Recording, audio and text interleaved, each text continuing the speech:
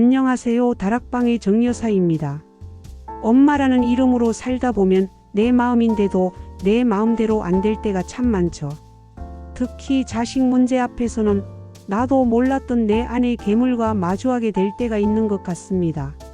오늘은 다락방에 도착한 두 통의 편지를 읽어드리려 합니다. 한순간의 감정으로 괴물이 될 뻔했다는 두 어머님의 솔직하고 가슴 아픈 고백입니다. 자, 그럼 첫 번째 사연부터 만나보겠습니다. 자신을 못된 시어머니라고 불러달라신 한 어머님의 이야기입니다. 안녕하세요, 정여사님. 저는 올해 70을 바라보는 두 아이의 엄마입니다. 오늘은 제 인생에서 가장 부끄러웠던 날의 이야기를 고백하려 합니다. 저에게는 아들과 딸 두 자식이 있습니다. 아들은 결혼해서 분가했고 딸은 저희 동네 근처에 살아요. 문제는 두 아이의 형편이 너무나 다르다는 거였죠. 아들 내외는 경제적으로 여유가 있었지만 제 딸은 빠듯한 살림에 아이 둘을 키우느라 허리가 휘일 지경이었습니다. 그걸 보는 제 마음은 늘 미어졌죠. 사건은 제 생일날 터졌습니다. 그날 저녁 아들 내외가 찾아와 TV에서나 보던 번쩍이는 명품 가방을 선물로 주더군요. 며느리가 어머니, 친구분들 만나실 때 기죽지 마세요 하며 웃는데 솔직히 기쁜 마음보다 덜컥 부담스러운 마음이 앞섰어요. 잠시 후 일을 마친 딸 아이가 헐레벌떡 집으로 왔습니다. 딸의 손에는 직접 던 목도리와 꼬깃꼬깃한 돈 5만 원이 든 봉투가 들려 있었죠. 엄마 생일 축하해. 좋은 거 못 해줘서 미안해. 그 말을 듣는데 갑자기 눈앞이 캄캄해지는 것 같았어요. 한쪽에서는 수백만 원짜리 명품 가방이, 다른 한쪽에서는 내 딸이 점심 굶어가며 모았을 그 돈 5만 원이 놓여 있었습니다. 그 순간 제 마음속에서 무언가 툭 하고 끊어져 버렸어요. 저는 갑자기 자리에서 일어나 며느리가 사온 명품 가방을 집어들었습니다. 그리고 그걸 거실 구석에 놓인 쓰레기통에 툭 하고 던져버렸어요. 온 가족이 새파랗게 질리고 제 딸은 엄마 왜 이래? 하며 저를 말렸죠. 저는 얼음장같이 차가운 목소리로 말했습니다. 이런 거 사올 돈 있으면 내 시누이네 애들 과자나 한 봉지 더 사줘라. 나는 이런 거 필요 없다. 그날 저는 집안을 지옥으로 만들었습니다. 아들 내외는 울면서 집으로 돌아갔고 딸은 저를 보며 무섭다고 했죠. 그 순간 저는 제정신이 아니었습니다. 그저 제 딸이 너무 불쌍했고 아무것도 모르는 며느리가 너무나 얄미웠습니다. 참 가슴 아픈 사연이죠.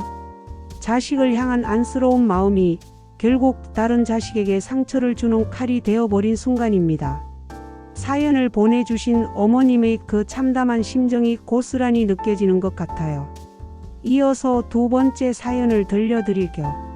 이번에는 경기도 이천에 사신다는 박 여사님의 고백입니다. 자식의 눈물 앞에서 평생을 함께한 남편을 속일 뻔했다는 아찔한 이야기입니다. 정 여사님, 저는 평생을 정직하게 살았다고 자부했는데 자식 문제 앞에서 하루아침에 거짓말쟁이가 될 뻔했습니다.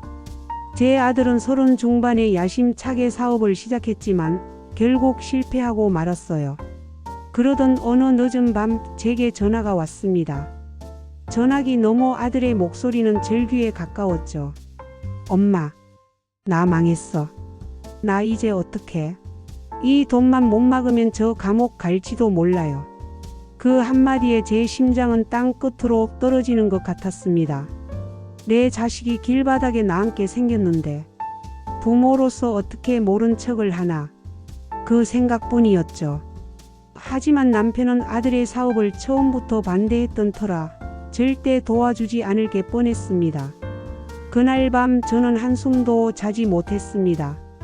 그리고 동이틀 무렵 남편이 아침 운동을 나간 사이 저는 안방 서랍 깊숙한 곳에 넣어두었던 집문서를 꺼냈습니다.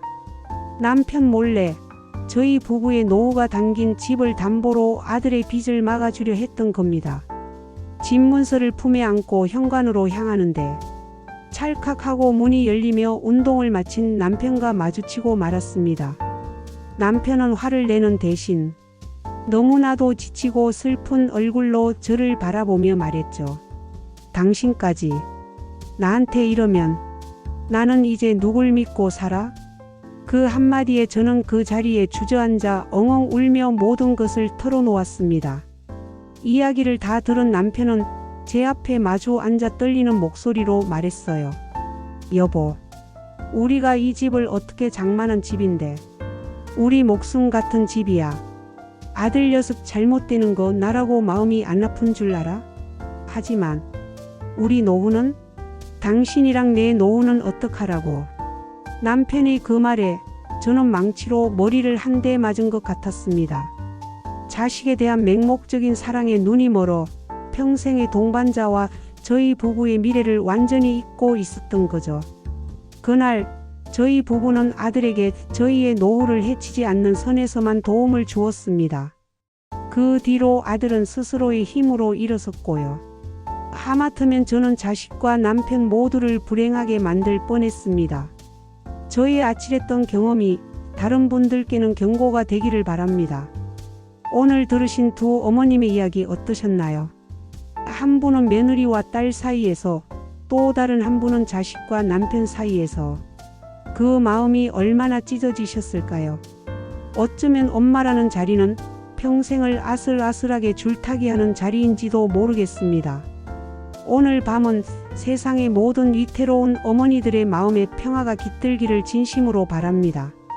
지금까지 여러분의 사연으로 채워가는 다락방의 정여사였습니다. 편안한 밤 되세요.